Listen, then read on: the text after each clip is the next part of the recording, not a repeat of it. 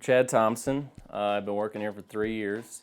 I'm a technician. As a technician, some of my responsibilities are to diagnose the vehicles, test drive them, verify the customer's concerns, and fix them right the first time. What's different about working for Steve is that he just holds everybody to a very high level, and he brings people on board that he knows can bring a lot to the table, and they can be self-sufficient and help everybody around them. And I love working in that shop, man. I walk in there and it's like one of the cleanest shops in Denver, and I tell everybody that. And beautiful back there, and you love coming in, and really perfection is what we're after. And it stems off, you look at the shop and you want to put that into your work and make the customer's vehicle perfect like that. They want to pop the hood and see that the repairs have been done, like everything's clean. Like we got these parts washers back there that make all the parts beautiful.